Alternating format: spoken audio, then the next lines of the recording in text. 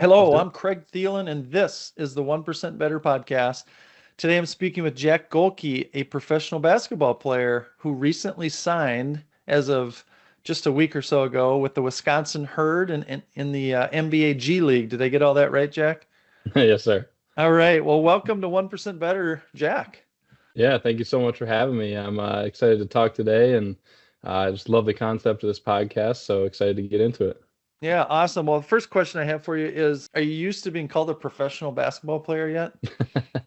No, that definitely still sounds a little weird to me, and it's something that I always wanted to be as ever since a kid, and always grew up like just hoping I could get paid to do what I love. So I feel very fortunate that that's the case. That's pretty cool. That's great. Well, we'll dig into that more. So I got introduced to you through your father, Dave, who I have the opportunity to work with. Dave's part of Trissential, part of our organization. And so just kind of, following your career, and then you sort of came on the scene in a very sort of prominent and national way in this little tournament we call March Madness. And that was quite an experience. So a little bit, about you is that you came from, well, the Oakland Golden Grizzlies, I think just from national scene is kind of a little bit under the radar, compared to the big Hmm. programs, the Kentuckys, the Absolutely. Michigans of the world. And you upset the number 3 seed in that tournament. That sort of was a coming out party. And I think a lot of people now know who Oakland Golden Grizzlies are now. And Kentucky, of course, is just a perennial powerhouse, usually a 1, 2, or 3 seed. They've won, a lot of different national championships. So a very prominent program. So to upset one of those organizations is no small feat and pretty rare. And in that game, you hit no less than 10 3-pointers and scored 32 points. So you got two other, I think, free throws to Yeah. add to it. And, just an amazing game, and sort of the press likes to call Cinderella story, although I know you're well sort of noted as not liking that term. So we can talk about that. And that was only 9 months ago, Jack. It probably seems like a lifetime ago. So Yeah. how does it feel? Yeah, it's funny because it feels one of those things that it goes both ways. Like it does feel like it was a long time ago. Like it feels like so much has happened since then because there has been a lot going on and a ton of opportunities that I could have never imagined before. And I've been so fortunate to have experienced. But at the same time, it's one of those things that I don't think I'm ever going to forget the feeling of it and how exciting it was, how much fun it was, how great of an experience it was to share with my teammates and coaches who we'd worked so hard with the whole season. So yeah, it's always going to be a moment that no matter how far away it gets, I'll still remember it pretty well, I think. Well, you should. I mean, it's truly a one in a million story, and it's such a great story. And we're going to dig into it for sure. But before we do, I want to, talk a little bit about how you got there. I just the whole story itself is really kind of epitomizes the whole mindset that we try to talk about on this podcast, 1% Better. And I'm really excited because it's proven that it applies to so many parts of life. And I think sports and what you lived through is a great example. So maybe just walk us through a little bit of your career, Jack, high school to college and then Oakland, and how you even got to be in this game, or, even getting to the tournament was a huge thing. But I think you had a lot of obstacles, and the how you got there is just as important as what happened when you did get there. So maybe walk us through Yeah, that. absolutely. I always like to start with a lot of people ask me like kind of in regards to that and also basketball, when did you realize that you had like the skill to get to that level? And I like to say that I knew early when I was a little kid and you run your first set play with your first basketball team. If you make the shot, the whole team gets ice cream. I was the kid that made the shot, so I like to say that's kind of where it started. Okay. But That's more a good so story. it was when I got to high school. I That's when I kind of started to focus on basketball. I always loved basketball, and I had always been super passionate about it. I felt every day that I would go, whether it was practice or a game or drills, whatever it was, I really enjoyed it. And every kid has their thing that they love, whether it's basketball, football, or playing the piano, whatever it is. And for me, it was just basketball. I get to high school and I played a lot of travel basketball. I was very lucky that my parents supported me and took me to all these tournaments and stuff like that, so I could play against the best kids my age. And I was always good, but I was never one of those kids that was getting talked about in middle school or in high school Right. about this guy is going to be at Kentucky or whatever it is. So I just knew I had to keep working, keep getting better. In high school, we had a good team, and I had some good teammates. But I wasn't really a highly touted recruit. I got one full ride scholarship offer, and as soon as I got it, I was excited to take it and to start getting ready for that next phase of my career, because I knew I had always wanted to play in college, and I knew I wanted to get a scholarship and not have to worry about the financial considerations of that type of thing. And so I think it was actually my junior year of high school then that I committed to Hillsdale College, which is where I started. And so I had about a year and a half left in high school to kind of get ready for that. And I worked at the time, as what I thought, as hard as I could. I tried to do some workouts before school. I would work out after school and go to, like I said, go to these travel basketball tournaments, play against the best talent, kind of the same type of thing I had always done. And I felt ready once I got to college. I was like, okay, it's my time. Like, I had a good high school career, but now I'm going to kind of take it to the next level. And it was kind of a rude awakening. I got to college, and a very good D2 program, Okay. but like we said, wasn't one of the powerhouses that you hear about on a national level, especially being a D2 school. And I got there, and immediately I had to redshirt. I couldn't play my first year, and that was kind of a shock. And I think it's something that a lot of people go through, definitely in sports, but in other aspects as well, where you kind of think, oh, I got this new opportunity. I'm super excited to jump into it and make an impact right away. And sometimes there's a big learning curve, and you got to figure some things out. So in that first year, I learned a lot from my older teammates, from my coaches. I had to put a lot of time in, and I had to learn also how to, like, I knew how to work hard as a high school athlete, but I wouldn't say I knew how to work hard as a college athlete. So I had to learn even more about what a real work ethic is, and put time in, whether it was in the weight room to improve my athleticism, or on the court to improve my skills, and my shot in particular is what I focused on. And that took me time, and it took a lot of struggles. And my first 3 years, like I said, I redshirted my first year, but my 2 years after that, I still didn't really play that much until later in my career at Hillsdale, and kind of started to break through, got moved into the starting lineup my junior season, like about halfway through. And then we went on a big run that year, and made the Elite Eight, which was a lot of fun. I Okay. still say that's my favorite accomplishment of my college career, and just all the work that went into that. It was something that I think a lot of people can probably relate to, of like your first real accomplishment or your first real win of your career, or of Yeah. your life, whatever it And is, you'd been building whatever. up to it for 3 or 4 years, right? You'd been looking Yeah, forward to, in high school, and then you'd gotten in a position to sort of see some success at even at the end of that. I could see where that was a big deal.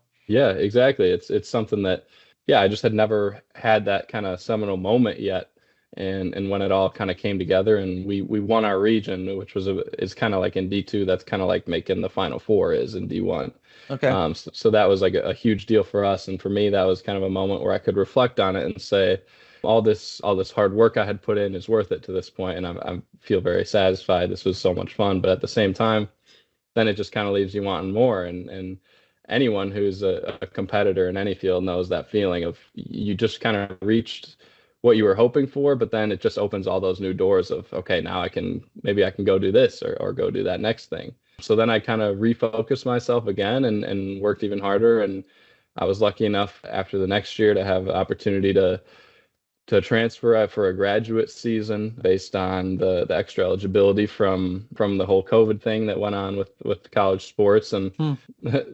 through some luck of my coach from Hillsdale knew Coach Campy, who I played under at Oakland, and that connection, that just made a lot of sense with how I played, and the type of players Wow. that Coach Campy was trying to recruit. And yeah, it worked out. So I ended up there, and pretty much treated that as like a professional season, in a way of kind of like the college experience is over. Like, I'm not going to be. I was never a big crazy partier or anything like that, but more so of like, I'm not really it's not as much of a college setting as we all know with the social things going on and all that stuff. Like I Sure. wanted to really be professional about it and go about my business. And that was kind of how Coach Campy structured everything too. So had a lot of time to work out, had a bunch of great people supporting me and spending time with me watching film or working on the court, all that type of stuff.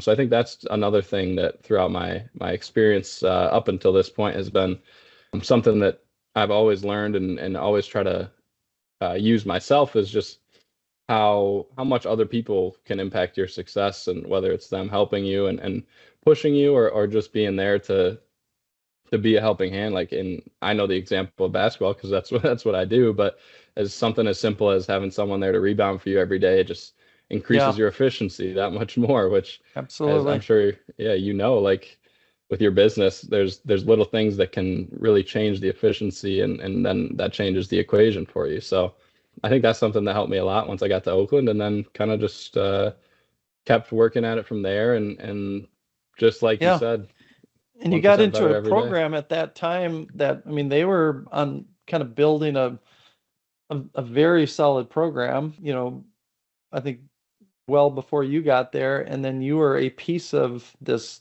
team that came together to have just an amazing season. So I just want to go back a little bit because I think just even you getting to Oakland was a one in a million chance, or it was a Yeah. huge long shot. I mean, like you said, so you get, high school, you get a scholarship to Division II. You go, this is great. I've made it. You're happy, and then you get there and you're like, you're a nobody. You're redshirt. You're like starting from ground Hmm. zero. You don't get a lot of playing time. A lot of people would just say, you know what, it's a lot of work. The coach told me I'm going to be this great player, and I get there and I'm redshirting. I'm not even playing. All these other recruits come in year after year. Yeah. It would be easy to get disenfranchised. What kept you going, in those first 2 or 3 years, Jack, when you weren't seeing playtime, you weren't seeing success? It's easy to give up.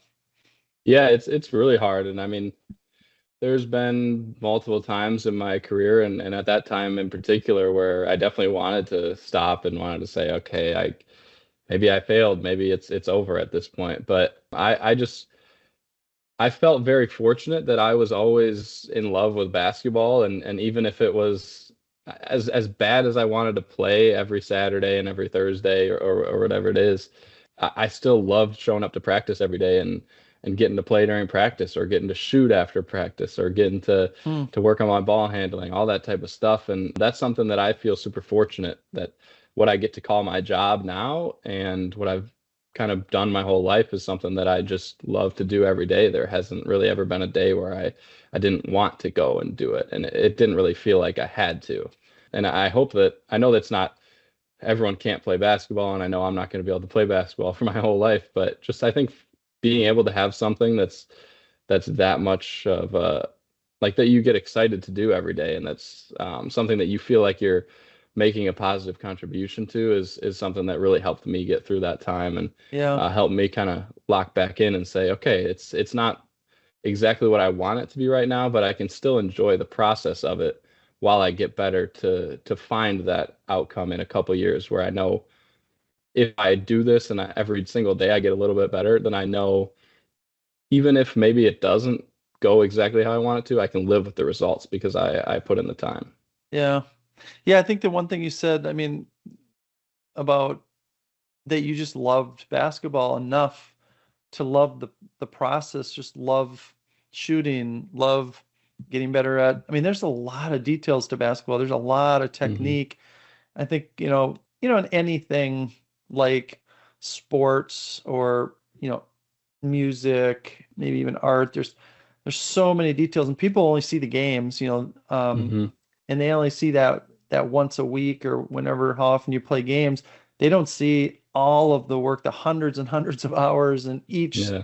shot, each dribble, each technique, and there's so many levels of it as well. So to be able to love the grind, as they say, or just love the process is a huge thing Hmm. because it is a lot of work, and getting 1% better sounds great, but that's really what it takes. It really does take.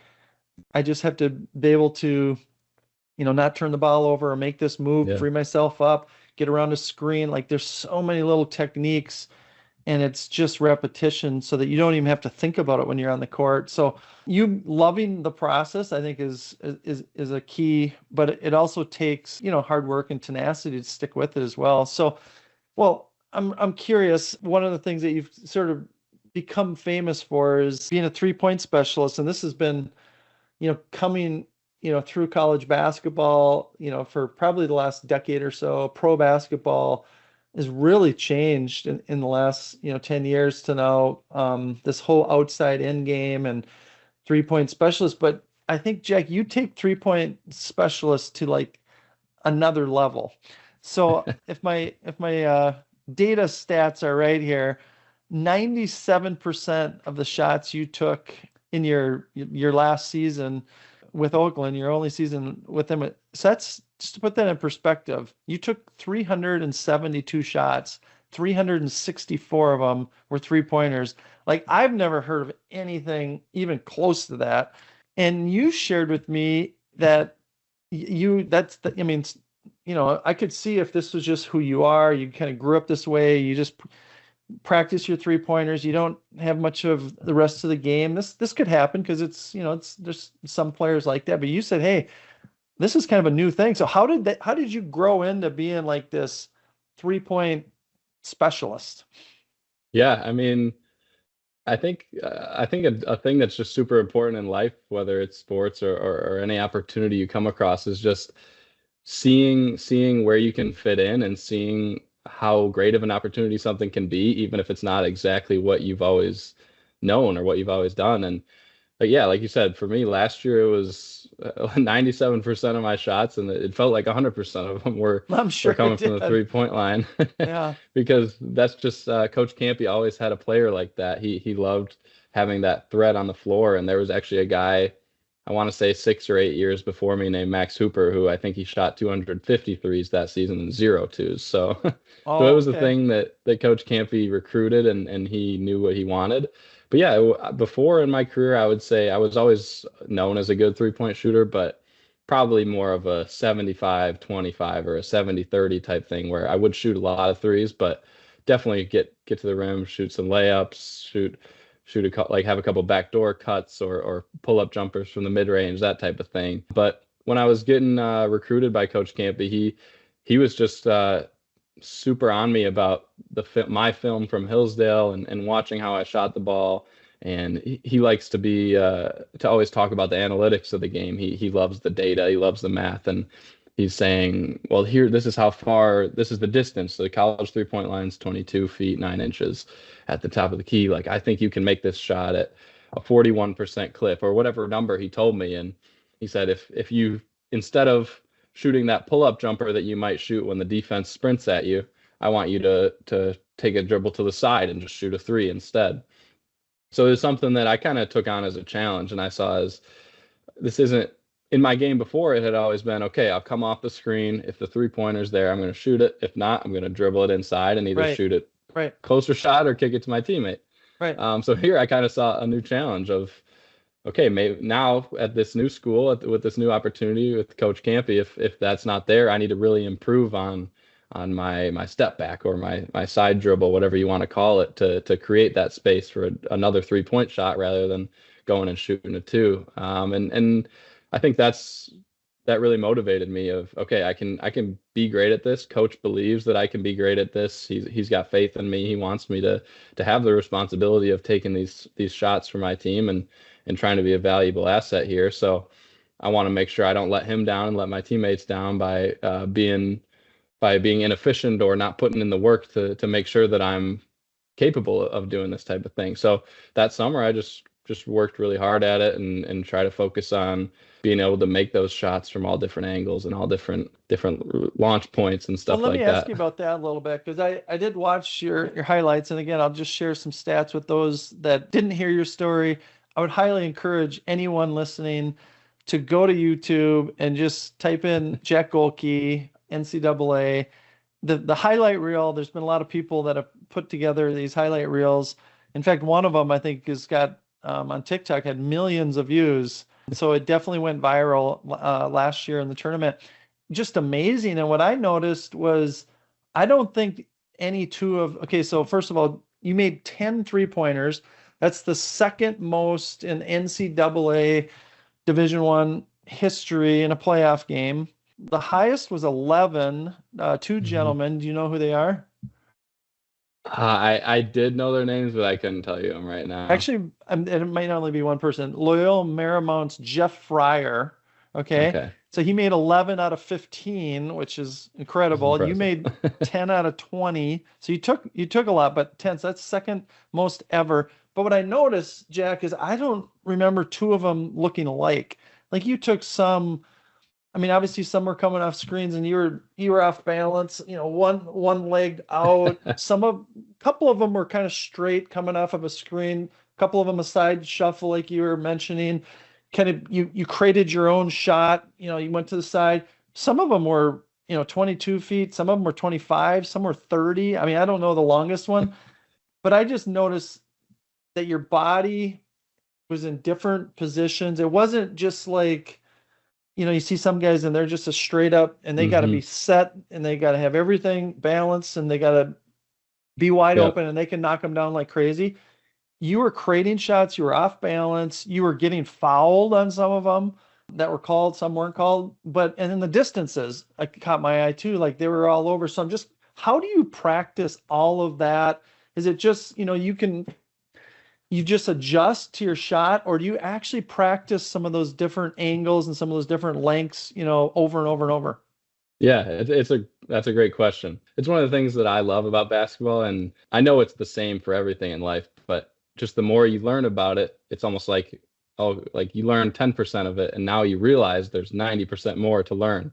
So, The more you um, the more you know, the more you know you don't know, right? yeah, that's exactly how I should have said it. That's a great way to put it. For me, it was just yeah, trying to every workout I do, it's got to be full speed. It's game speed. Like you were saying, you see a lot of times where guys can make shots just standing there catching and shooting, and in workouts a lot of guys will make 90 out of 100 just standing there catching and Yep. shooting. Yep. And I've never been like I'll make 75 standing there catching and shooting, but that's just not what I practice. It's just not what I think is valuable for me in a game to be able to stand there and just make 20 in a row or whatever it is. I always practice full speed coming off those cuts like you were saying, whether it's 22 feet or 25 feet away, and my legs might be at different angles, my feet might be going crazy ways and stuff like that, but the only thing that really matters in shooting is that your shoulders are squared towards the rim. So if my legs are kind of going crazy or getting fouled or getting hit, my focus is always just to keep my shoulders squared at the rim and just release the ball at the same point every time. And as long as I do that, I know it's going to go in. And sometimes the defender does a great job and they make it so that you can't quite adjust. And then at that point, it does kind of turn into a feel thing or something that you can't really practice because you really can only practice so many shots. And that's where I like to learn about basketball and learn about kind of the mindset of things. I think one thing that I learned maybe 1 or 2 years ago that kind of opened up some things for me in my career is the concept of flow in sports and that flow state of kind of just living in the moment and trusting all the work you've done. So I always work super hard to rep all those things at game speed, whether it's shots in the corner, shots at the top of the key, shots in transition. So I'm confident that I've done everything as much as I can. But also before your games actually happen, I think it's important to get in that state of mind of just being free out there and being comfortable. So while maybe the day before in practice, I work on 1,000 shots at full speed going all different directions. Once the warm up for the game comes, it might look a little weird, but I'm kind of out there just doing kind of free flowing, fading away, or just kind of having fun, almost like it's the playground. Because for me, it's just the mentality of preparation is very different on a game day than it is the day before or Yeah, in the for summer. sure.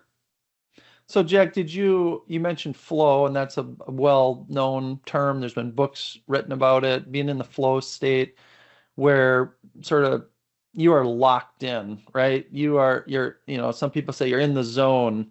Hmm. and the basket is, seems like it's this big.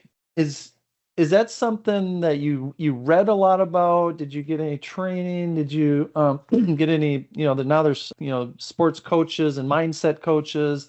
How did you develop that? Yeah, it's something that when I was a kid, when I was in high school, I had every athlete experiences it every once in a while, and when you do get that feeling, you're like, oh, I really want to find that again. I really want to get that again, just because, like you said, you're locked in, and it's just almost a feeling of bliss while you're doing your Yep. favorite thing, playing Yep. your sport. And actually, my dad kind of just encouraged me to follow it and find, oh, is there a book you can find that'll have some good insights for you, or is there a teacher or whatever it may be. And for me, I think it was a book. I can't remember who the author was, but it's called Flow by It's a researcher. You might, it's yeah, maybe not you have it it's back there. well, I'm if it's a there's I a think number of that's different the ones, but this one's by Mikhail Yep, Chmielewski, and I think yep. is that the one? That's it right there. Yeah, he's kind of the grandfather of the idea of flow, and he's not a sports guy, so it's all about actually business. But yeah, I think he's kind of the grandfather of the concept. Yeah, I think that, and that's part of the reason why I love the book too, is because it's not telling you how to get in the flow state for basketball. It's just Right. talking about how it works and how the human mind works in any field. And I kind of just took from that book of a couple strategies on how to try to lock into that state for myself. And that's kind of created a routine for me. Every game, before every game, I kind of do the same thing. Well, there's, like I said, kind of messing around on the court, trying to free myself up, have a little fun, and then listening to some music and trying to focus and just get your mind locked into one thing and not have all those distractions there. Because for me, that's what it is. It's just the less distractions there are, the more you can be focused on that singular task, and nothing really affects your mind, whether it's the fans in the stadium or the refs or even the players on the other team. You're reacting to them, but you're not really letting them dictate what happens for you. So yeah, I mean, at the end of the day, it's just that's the best feeling in the world, and just just trying to chase that flow state and experience it one more time is it's Well, almost like you a had high. it. You definitely had it against Kentucky. So let's talk a little bit. How did you guys even get to the tournament? I mean, was that how big of a deal was that? Just even getting there? Yeah, at the beginning of our season, that was our goal, was like we want to make the NCAA tournament. We want to win our conference and make the NCAA tournament. And I think that's what every mid-major's goal is, and that's what every kid, I think, who grows up playing basketball dreams of doing, is making the NCAA tournament. I don't even think I dreamed of beating Kentucky or anything like that. It was just, I want to be there. I want to play in the Right. tournament. Get to the dance. Yeah. Exactly. So that's what we did. Our coach at the beginning of the season told us we had three goals. Our first goal was to get a top four seed in our conference so that we could get a bye in the first round of our conference tournament. So we worked all season. Once we checked that off the list, then our next goal was to win our conference regular season, which we checked that box too. So we got the one seed. And then, yeah, once we got to our conference tournament, we were played in the Horizon League, a great conference. That's but just very level conference. No one's really that much better than anyone else. And um, we played a couple of really tough games in the conference tournament, but came out on top. Had an amazing performance from one of my teammates in the championship game. I think he had 38 points or something like Wow. that. Wow. So yeah, we just had a really good team, just a really balanced team. Everyone, and I think the biggest reason for our success, obviously talent helps in sports, but we were just all bought in. We all believed in each other, and we all had trust in each other. And I think that was something that, especially now with everyone transferring, and I mean, I was a new guy on the team, like having that type of buy-in for a group of people that hadn't been together for that long is something that I'll cherish for a long time. Just those Well, I relationships we mean, had. for anyone that's participated in high level sports, you know that you couldn't have gotten a win like that. I mean, basketball is a team sport. It doesn't always seem like it when you're playing AAU and some of these tournaments, but it Yeah. is absolutely a team sport, and you couldn't have even had a chance to beat Kentucky without the whole team Hmm. playing as one and really performing at a high level and having a lot of trust in each other. So, I mean, you came in, I mean, so you're a fifth year senior.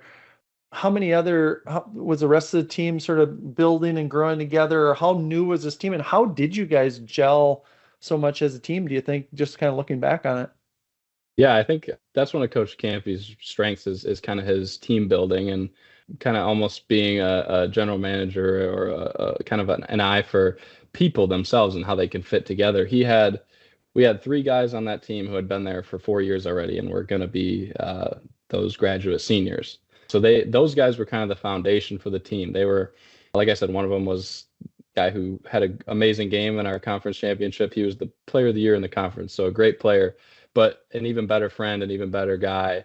And we had another guy who had been there for just as long, who was a great leader, and then one more guy to go with him who was also a 4-year guy. And I think Coach Campy looked at those three and he said, I have my great players here, but I also have my leaders. So how can I kind of fill in around them and make sure everyone's bought in and everyone has the same goal? Because like you said, in sports nowadays, sometimes it's hard to align those goals for a team, Right. as crazy as that sounds. But we were lucky enough. I think something that really contributed to our success was we had a foreign trip in August. So we went to Italy, played a couple Nice. games there, but really just bonded and got to know each other, had a bunch of fun. And I think that just created more of an understanding for us all, how we all work together as teammates and as friends, and just gave us that trust. And as the season went on, I think it's also important that you don't go 25-0 before the important part of your season, because there's going to be some really hard moments at the hardest times. And we had lost a couple games at the beginning of the year that we should have probably won. And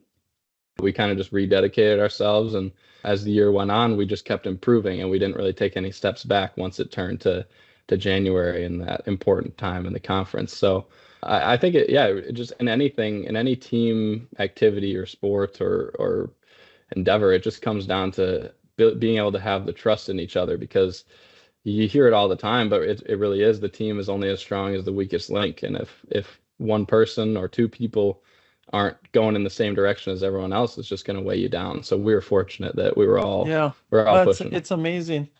So how do you prepare then? So again, great season. The program's been building. He's got a nucleus. He adds you as just kind of the last piece to the puzzle. I mean, most of the season you came off the bench. You were the sixth guy off the bench, and you gave him a lift. You hit some shots, give some guys a breather.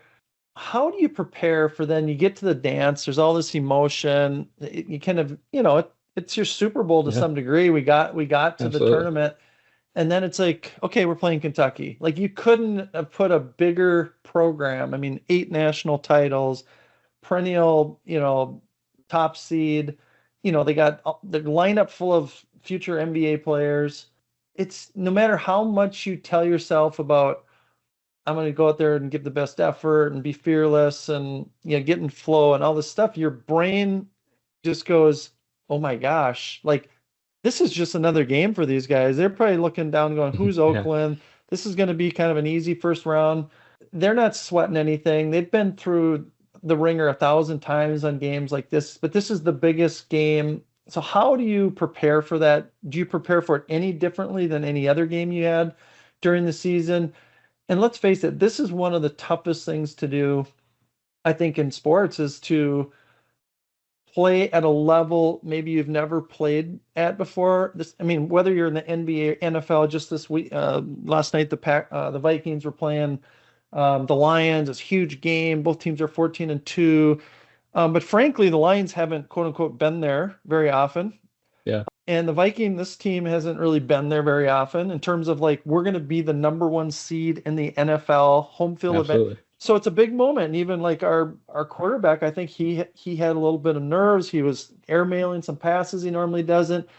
The nerves get you. Even Brett Favre, your favorite quarterback, probably being from Wisconsin, he was known early in his career to just have too much gas, too many nerves. So it gets the best of anybody. So how did you prepare for that game? And how did you avoid just, oh my gosh, we're playing Kentucky, and the nerves get the better of you? Yeah, it's definitely tough, and it's something that we got a little guest here. How's it going? But I think first I want to credit Coach Campy for that, because in that moment you really just need a good leader who's experienced and who kind of knows what they're dealing with. And he'd been to the tournament before. Okay. He hadn't won one of those games, but he played against North Carolina one year. I think he played against Kansas another year, so he knew what he was doing. And as soon as we saw that selection show, We had our team meeting, and he pulls us in there, and he tells us, yeah, it's Kentucky. They're the blue blood. They've got all the NBA picks. They're an amazing team, but this is an opportunity that you're only going to ever get once in your life. And we could not have possibly asked for a better situation. We got Kentucky. It's 7 o'clock Eastern time. It's the prime time game on CBS. Like, what more could you ask for? So he did a great job of framing it in a way to where it's not, oh my gosh, we have to play Kentucky. It's we get to play Kentucky, and we're going to prepare, and we're going to do everything we can to seize this opportunity and make the most of it, because at the end of the day, it's a chance where if we do capitalize on it, and luckily we did, then it's something that we're all going to remember for the rest of our lives, and we're going to get to talk about how it happened. And I think the other thing also that went to it is we had so much support from the community around us, everyone who supported Oakland basketball in the suburbs of Detroit. We're all rooting us on and everything. But I actually told my teammates, I said, everyone's telling us to go out there and have fun, and let's just enjoy this. And you guys earned this. Like, go have fun. This is the tournament. Like, this is what it's all about. Make sure you have fun. And I told my teammates, I said, we get to play basketball. Like, we love basketball. It's going to be fun. But let's not approach this and say, let's just go have fun. Let's approach this and say, let's go out there and let's win. Let's go in there and have that mentality of not we have nothing to lose, but we have everything to gain, and we can make this into something special. And I think that's just important. And like you said, it's always going to happen where you're going to have some doubt of, well, yeah, they got all the NBA players, they've got the 5 stars, and we're the mid-major. But at the end of the day, it's something that you work really hard towards. And I think you just gotta have as much confidence as you can, because you earned it from your season just as much as they did. So you just gotta show up and yeah, I mean, and play. it really is something special. I mean, there must have been. I mean, first of all, I think it helps when you do put in the time and the work. It helps when you're completely committed to your team, to your sport, to each other. It helps when you've had some other big challenges that you've overcome, like other teams that you weren't supposed to beat.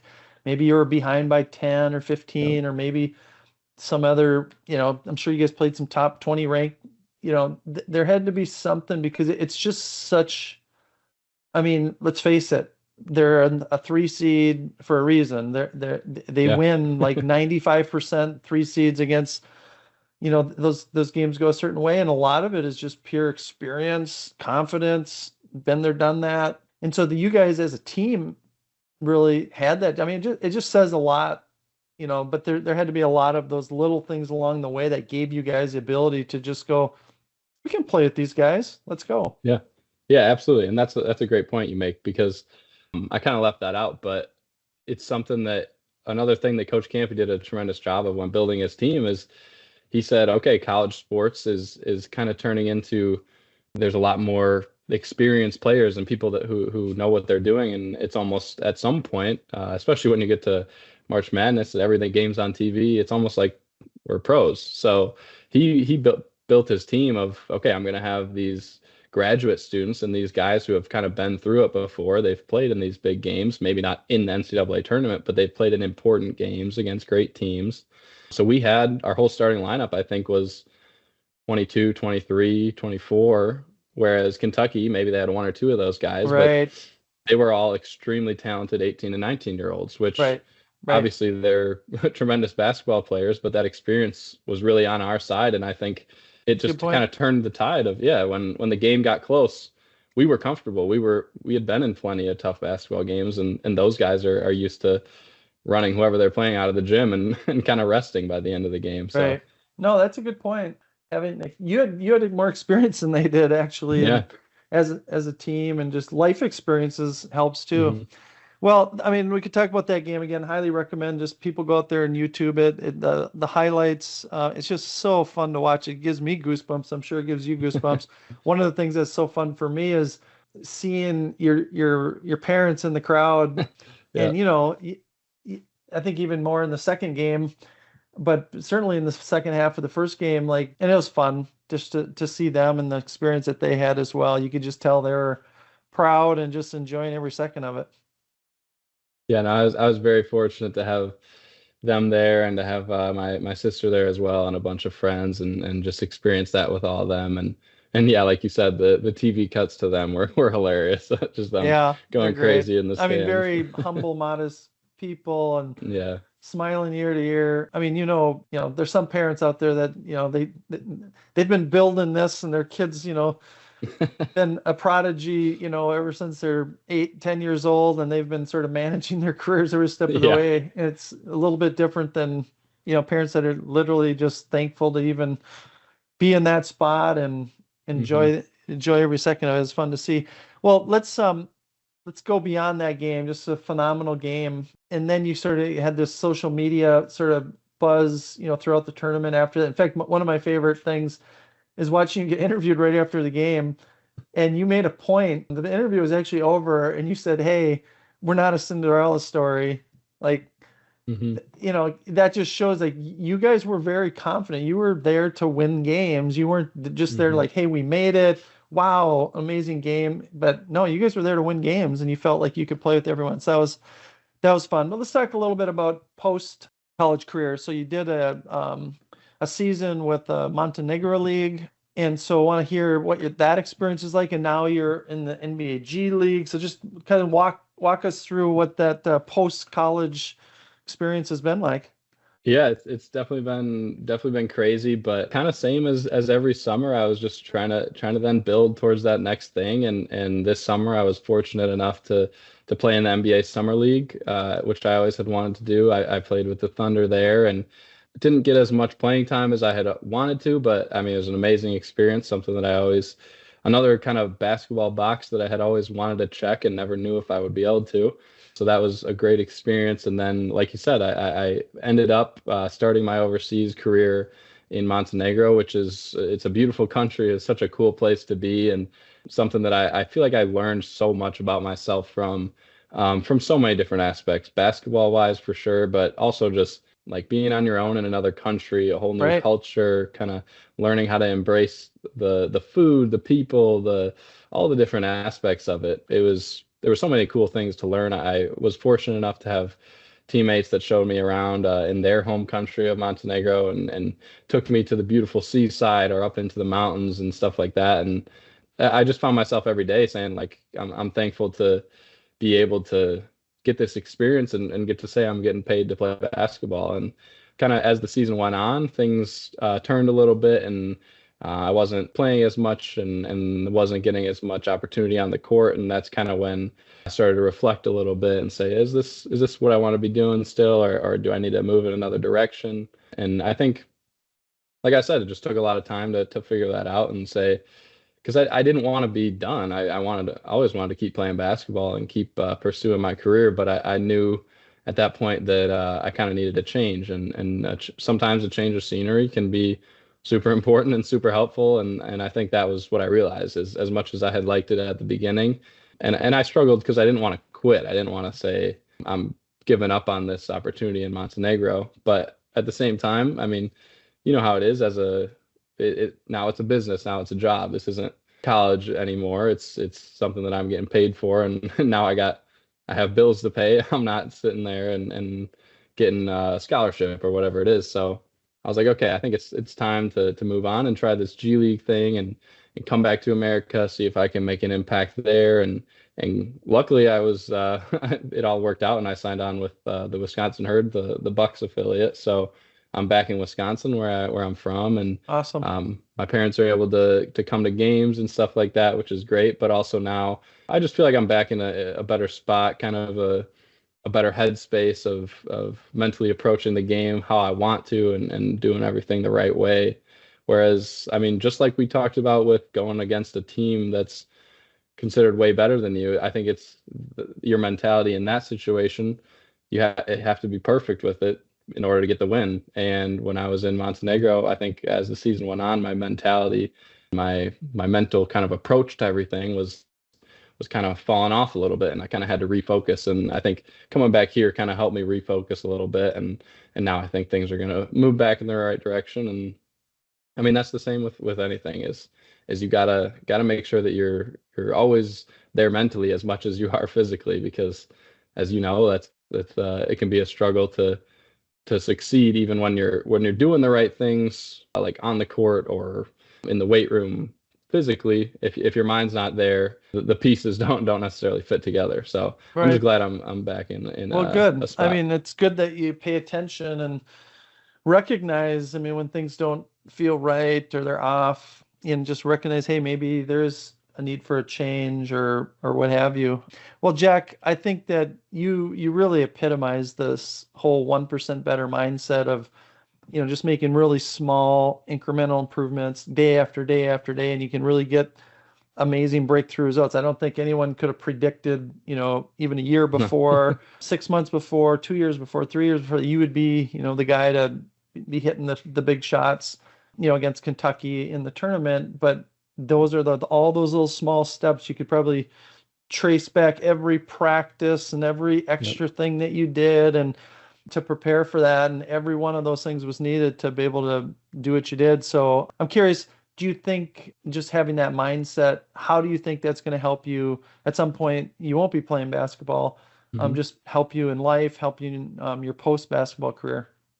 Yeah, I think as I've gotten older, at first I never really thought I wanted to be a coach or have a career in basketball afterwards. But as I've gotten older, I've kind of realized how valuable the 1% better every day mentality is, and how valuable the people that helped me kind of realize that mentality and helped me also just perform it every day of workouts or practices or whatever it is, how valuable those people are and how valuable those relationships that I have with those people are. So I think after basketball, I want to be that person who helps out a young kid or a high school or a college kid who has the passion and has the drive to be successful, but doesn't necessarily know exactly how to fit it all together, or kind of just needs a mentor. So whether that's me Yeah. being a coach or just me being like a skills trainer or whatever it is, I just want to do something that's working with young people where I can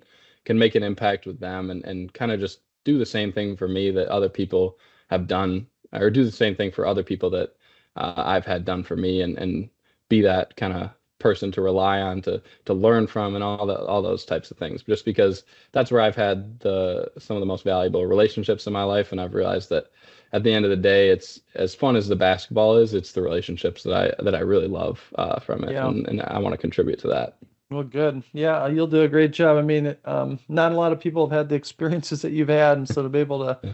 share that with others and how you got there and what it took. I mean, everyone can watch the highlight videos and go, "Wow, he's a really good shooter."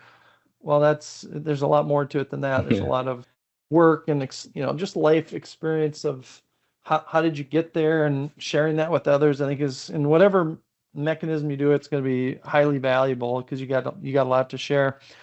Well, Jack, we're at the end of our time here. The last question I usually ask folks is, looking back at your long, long career, what would you share with, yourself as a teenager or your grandkids? But I'm gonna kind of switch it up with you because you haven't even really started your That's post right. basketball career. But I would just maybe shift it and say, from what you've already learned in this journey you've had in high school basketball and AAU and college and two versions of college and now, multiple, pro basketball stints.